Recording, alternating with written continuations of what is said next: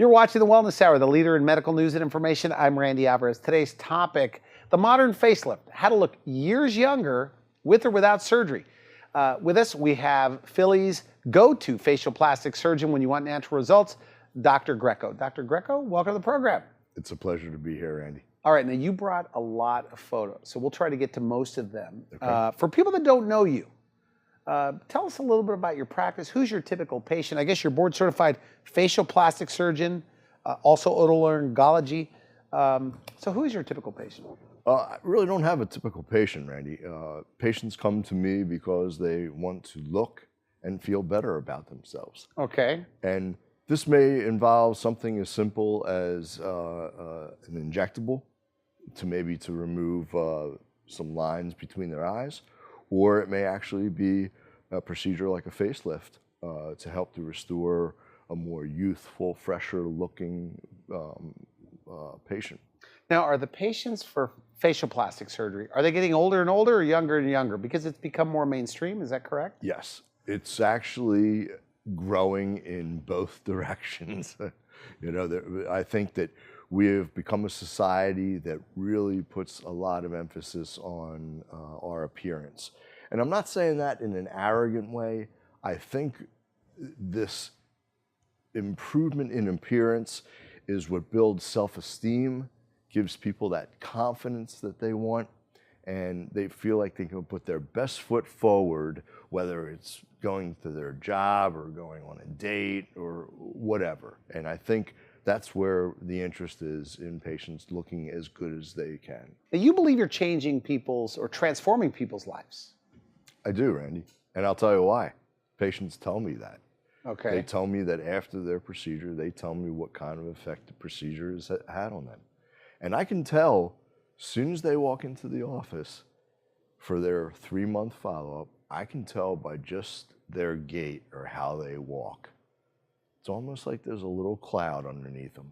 They just feel so much better about themselves. And let me show you. All right. Here's a woman that came to me. She had an event coming up, okay? This woman had her daughter getting married. And, as that's a big event for a family.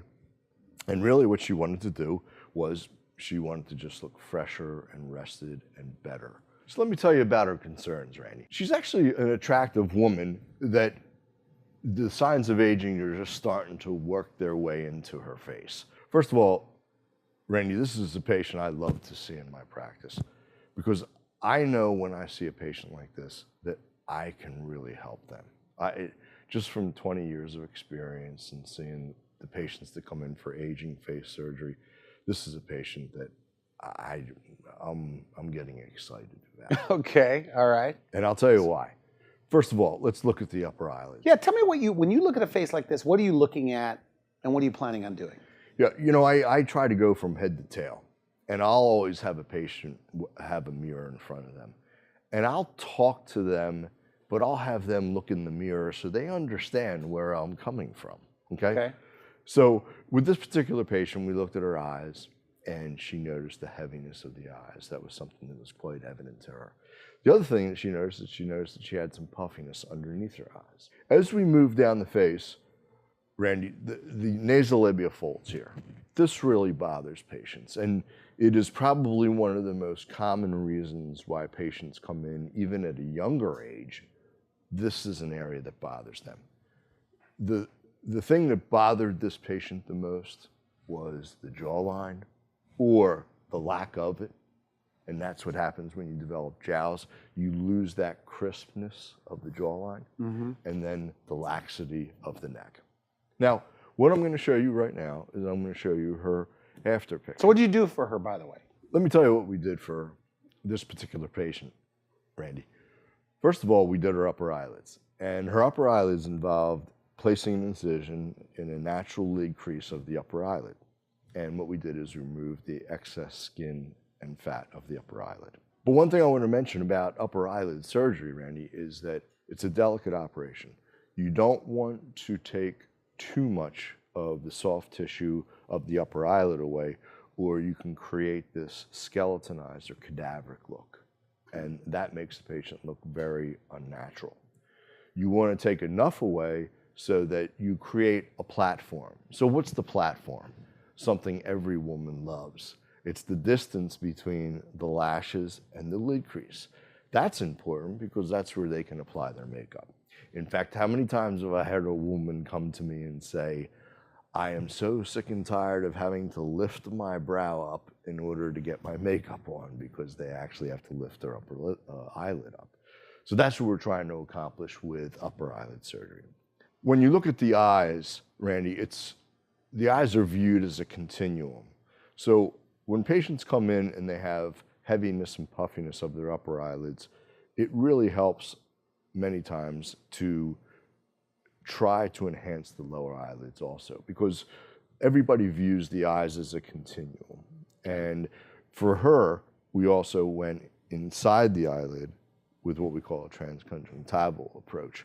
And we removed puffiness, and then we also tightened the skin. So that helped her upper third of her face for rejuvenation. As we moved down the face, these two lines here were something that really bothered her and were relatively deep. But what about like facial fillers in that area for her? Facial fillers are a good option. Because you're a big filler guy, right? Yes. Adding yes. fat, their own fat as well. Absolutely. Why not just do that to her? In fact, that's what I did with this patient, was add her own fat. All right. So I like to use fillers sometimes in patients like this, Randy, as a rehearsal, meaning that if they're not quite ready to have the procedure done, I think sometimes the rehearsal can be a little bit of a tickler for the patient. It gives them the opportunity to see the results. But this kind of patient doesn't, with structural fat grafting, the result is longer lasting, and I think fits the procedure that she's having done better. I mean, she could have also, proceeded with some sort of filler if she wanted to. So let's get to the after pictures. Okay. Okay? Wow. Very nice.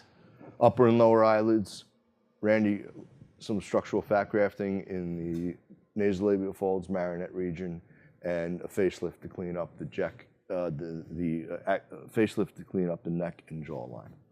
And I think you can see that this patient, I think, is at least 10 years younger than this patient. Doesn't even look like the same person. It's amazing. I think that's what I want to hear from my patients. I want to hear that, it's her friends' comments to her were, you look outstanding, but we can't figure out what you did. Did you lose weight? Did you? I mean, that's dramatic. It doesn't look done, though, but it looks... This is a dramatic result, but this is what she got. These were the comments she got from her friends. And then she slowly, slowly gave in about having the procedure done. But this, I think, you tell me, what do you think is the difference here between before and after? Well, I was thinking as I'm looking at this, it seems like that could be the daughter, or even definitely the younger sister. And I've told you this, in our green room, I could spot a facelift. We're here in California. Yeah. I could spot a facelift walking down the street. Yeah. And you said, and I'm paraphrasing you slightly, but you said, you can't notice mine. Yeah. And you're right. Yeah. I think everybody would agree with this. If you saw her walking down the street, you wouldn't think she had something done. Yeah. Right? Absolutely. And part of that is not only a natural look, but the placement of the scars, how the incisions heal. The fact that you're not distorting the earlobes, which if you pull too much, you can cause what we call pixie ear deformity. So let's look at a job interview situation for this patient, Randy. I mean, which patient, as the person who's interviewing for a job, which patient is going to come across to you with more energy, more vigor, and want that job and want to perform to the best of their abilities? Well, as you mentioned that, there's no doubt about it, the after looks more energetic. Yep. One of your lines, you call it looking younger and fresher. Yep. Right? And I think, is that what you've... That's exactly what I'm trying to achieve. Now, there was something that we talked about earlier that you brought up that is a great point. This person has more wisdom and more knowledge that she's older. But the flip side of that and the cruelty of that is that without facial plastic surgery, she also shows that wisdom. So the second half of life Exactly. should be, as you say, the best half. Exactly. And it doesn't have to, it's not, we should be able to have increased wisdom, increased success, more money, but we should also be able to look good and feel good about ourselves. Why not? So when everything's done, she's healed up, what do people like this say? What does a patient like this say? A lot of times, Randy, patients know they look better, but they're not sure. Now, a lot of these patients have their own full studio of pictures of themselves over the last 10 years. I have to laugh. But what really comes to is when I take their before and after pictures and I bring them in. And I always bring them into my office, and it's just the patient and myself. And as you have seen, I'm very particular about the way I take my pictures. I want them. Are they surprised when they look at the before and after? I get a spectrum of emotions. I have had patients that just, all of a sudden you'll see a tear, just come out of their eyes. It's almost like a catharsis of emotion because the way they looked before was a reminder of things that they had gone through in their life. It's almost like they got a new lease on life. Today is the first day of the rest of my life. Good for you. Now the profile shot, let's take a look at that. Sure. This is our before, and then this is our after. And what you're seeing here, particularly in the lower one third of the face, you can see, notice how there's no jawline here. On the before? Yeah, it's just been washed out. And that's because of a descent of the soft tissues. What we've done is we've repositioned the soft tissues in a more superior position. That has two benefits, Randy. Not only does it clean up the jawline, but look at the patient's cheeks. On the before and the after? Yeah. Yeah. See how they're a little bit more fuller? But it's not exaggerated. The success behind a facelift like this is that this patient does not look operated on or altered. What we did is we took the tissues that have gone through a downward descent with aging, and we've repositioned them into a natural position without distorting or altering the patient. This patient's husband doesn't want to walk around with a woman that has these striations or this pulled look. In California, we call it looking done. Do they call it there? Do women even say, I don't want to look done? Yes. That's the lingo? Looking done comes up frequently, Randy. I seem to attract patients in my practice, Randy, that want a natural look. This is why they come to me. They've seen their friends, they've seen their relatives, they see the natural result, and this is what they want. So let's go on to this next patient, Randy, is a attractive woman, professional woman, extremely successful. She is starting to recognize when she looks in the mirror certain things that are bothering her. And once again, she is in a very competitive field. She's working with a lot of young, energetic people. When she looks in the mirror, she's concerned about the fullness in the upper eyelids, the fact that the brows have descended, and more importantly, as you look at the lower one-third of the face, she's concerned about the jawline and a little bit of the neck. Let's go to the after. If you look at her, that patient does not look... She had a facelift? She had a facelift. Okay. And an endoscopic brow lift on her. So I did a brow lift on her, and I also did a facelift.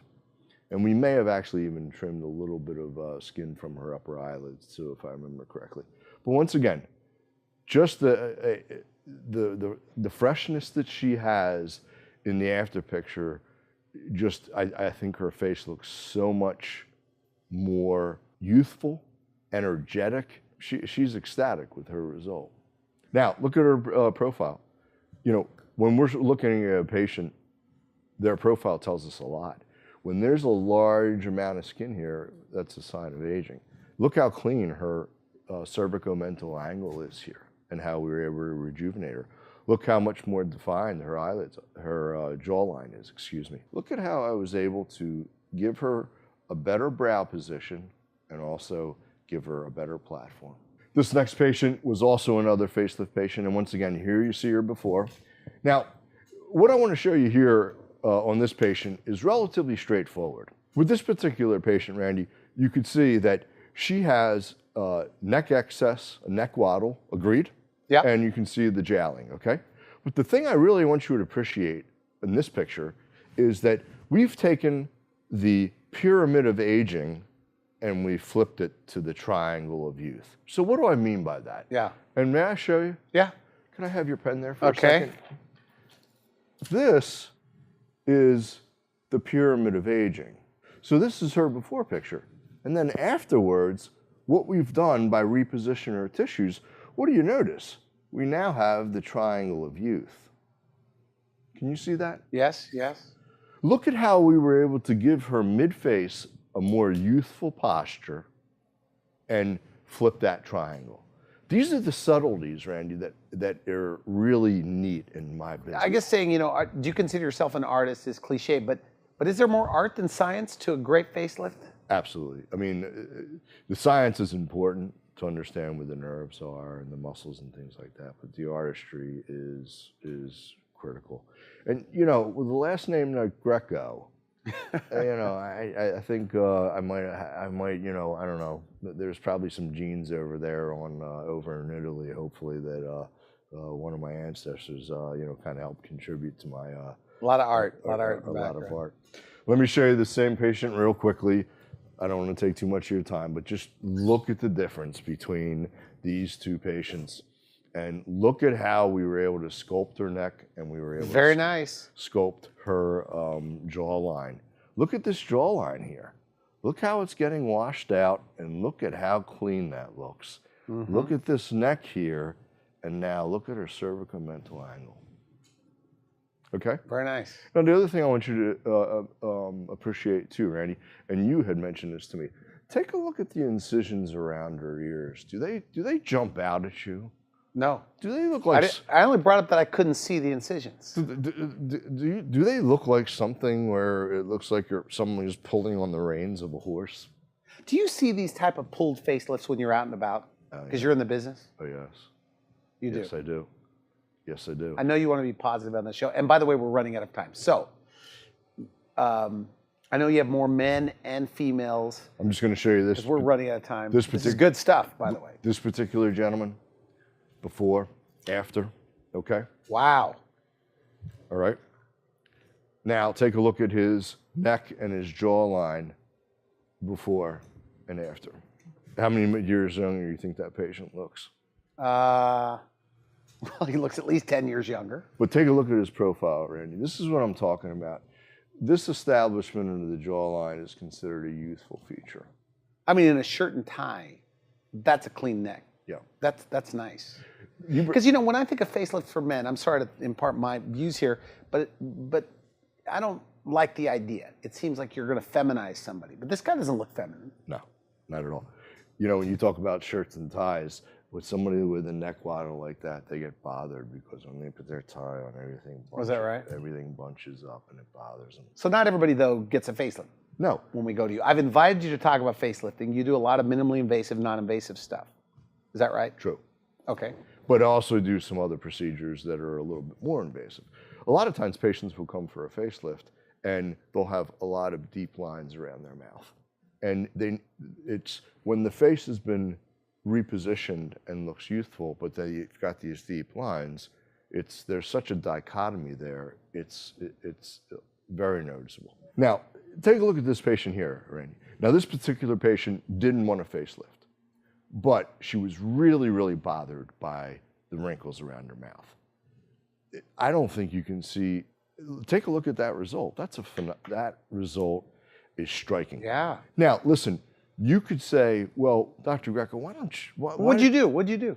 That was CO2 laser resurfacing. Okay. Now, you could say, why didn't you do injectables with her? Well, Well, sure, I could have done injectables with her after 3 or 4 syringes and having her come back every 9 months. She pays for the procedure within 2 procedures of injectables. Okay, take a look at this patient here. Also, same sort of thing. No facelift, just no lasers. Facelift. Just came to me. She was one of the typical patients, Randy, that we have in Philadelphia, which we call these the shore bunnies. Shore bunnies. They go down to the Jersey Shore, and every summer they put their baby oil on, and they expose their skin to a lot of sun damage. Okay. And they end up with these wrinkles. And then what we do for them, what I do for these particular patients is I will do a full face laser. It's very nice. And these afters, by the way, are not touched up. These are not touched up whatsoever. Okay. Now, I know you brought photos with eyes, because you're known for the eyes. You spend half your time working with eyes. Love doing eyes. It's the windows to the soul, and that's a cliche. But let's face it, and we talked about this earlier in this program, Randy. You have to look at somebody's eyes.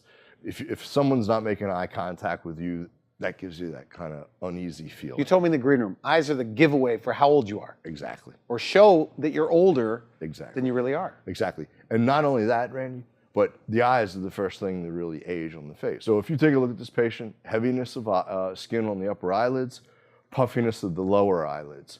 What we did for her is we removed the skin meticulously without skeleton eyes or upper eyelids.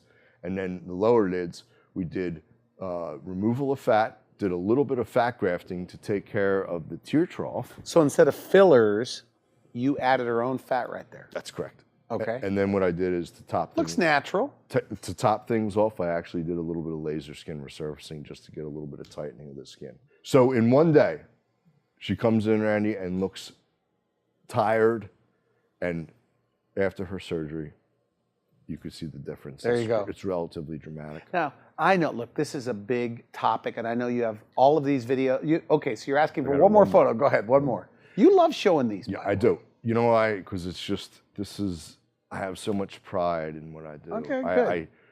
I want, when patients are so happy with what their result is, it's the only thing that makes me put my head on the pillow at the end of the night and makes me sleep. All right. When I know I've changed somebody and I've made them feel better about themselves, I could have a hot dog that night for dinner and I'm the happiest guy in the world. Probably having a beer and watching a baseball game like we've talked about before. Okay. Let me just show you this patient. Rhinoplasty is another huge part of my practice. This was a gentleman who came to me at age 16, got in, actually injured his nose, okay? And this is what he looked like, okay? This patient is older, and what's making him older is the hump that he has on his nose and this appearance that the tip is starting to drop, okay? The tip, right, like a bird. Exactly. This is tiptosis, as we refer to it. This is his after picture.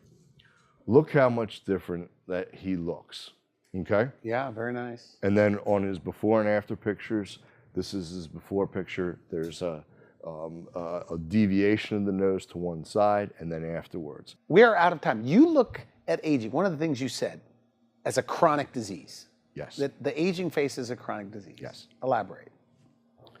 Meaning that it's, I always equate aging face to someone who wants to go to the gym, Randy, and get themselves in shape.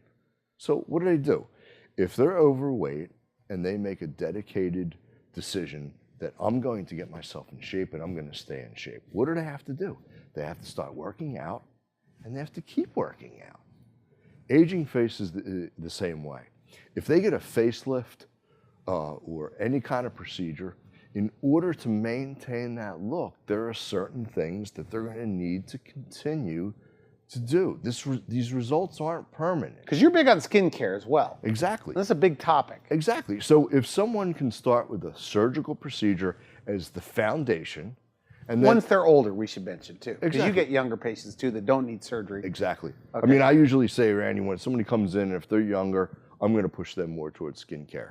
If they're a little bit older, I'm going to push them towards injectables like fillers and Botox and things of that nature. And if they're much older, I'm not going to have them waste their money on the fillers because it's not going to have the impact.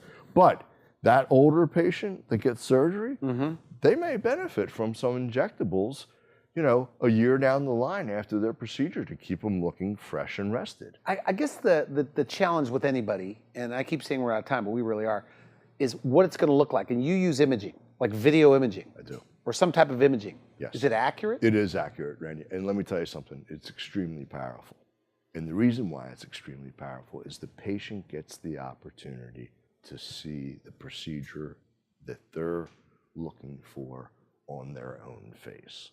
And it's powerful. I think profilometry, showing the profile of the patient, if there's a rhinoplasty and there's a hump, if there's a neck and there's a waddle, if there's a jowl, if you can show these patients profiles and show them what their result looks like on them, it is very, very strong. We are out of time, but you said, and I said I'll get it in there, you said you wanted your mission statement to make it in this program. Sure. No. And why is that so important to you, to get out? You know, I think a mission statement speaks for why a person gets up in the morning and why they go into their office and do what they do. It's your mission. It's my mission. Okay. It's why. And what is it? It's why I go to work. And my mission statement is to provide meticulous, thoughtful, precise surgery that makes patients feel better about themselves and is provided with compassionate care. And that's what my staff and I deliver. Good. Final message, a woman watching this or a man watching this, they don't like the way they're aging, but they're afraid of looking done or tight or pulled or whatever. What do you say to them? Come on in and see me. I'll be happy to talk to you about what options you have, and I will recommend the most natural way that we can achieve what that person wants. Good. I want to thank you for coming in. Excellent. Thank you, Randy. Excellent. Great job. You've been watching The Wellness Hour. I'm Randy Alvarez for now. I wish you good health. Thanks for watching The Wellness Hour, the leader in medical news with your host, Randy Alvarez, the authority on health issues.